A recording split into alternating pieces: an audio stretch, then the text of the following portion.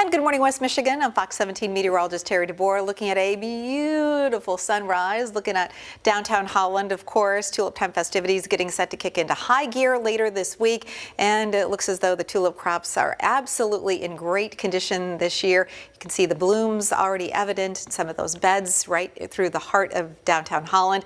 US 131 north and southbound. This is looking off to the north out over the Grand River. The traffic you see coming toward us, that's southbound US 131. And we actually have fairly quiet conditions so far for the morning commute.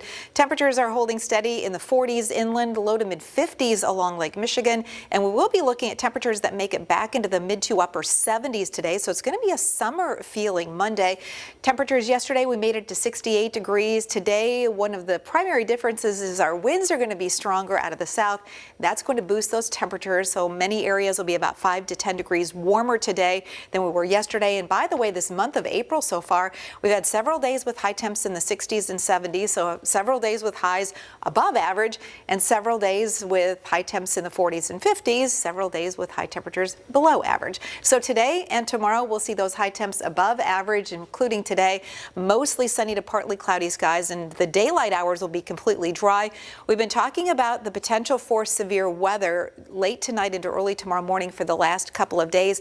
At this point, the timing looks to limit the potential for severe weather here in West Michigan as those storms cross Lake Michigan during the overnight period into early in the day tomorrow. But the Severe Storms Forecast Center, the Storm Prediction Center, has areas from the Great Lakes region all the way down into central Texas included in this risk zone for severe weather. This is a dynamic and large-scale storm system back to our west where you see the oranges and the reds. That's where we do have the potential for some damaging tornadoes to develop in much of Wisconsin, western sections of the UP, also into sections of Iowa and Minnesota. And by the way, tomorrow we could see a resurgence of some of those stronger storms, mainly in areas to the south and east of Grand Rapids. So here's a look at the setup in the atmosphere. Satellite radar composite for you this morning.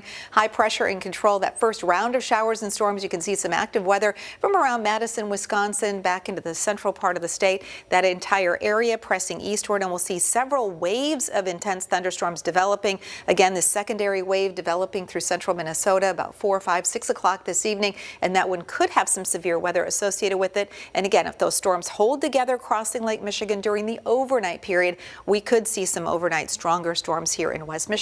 And then during the day tomorrow, this is Tuesday afternoon, we'll see that next zone of showers and storms developing, especially south and east of Grand Rapids. Then we're back to some sunshine tomorrow afternoon with that wind shifting to more of a westerly direction, and that will drop those temperatures tomorrow afternoon from the 70s early in the day down into the 60s by afternoon. We're in the 30s for lows early Wednesday morning, 62 the high with partly cloudy skies. Showers are likely Thursday into early Friday.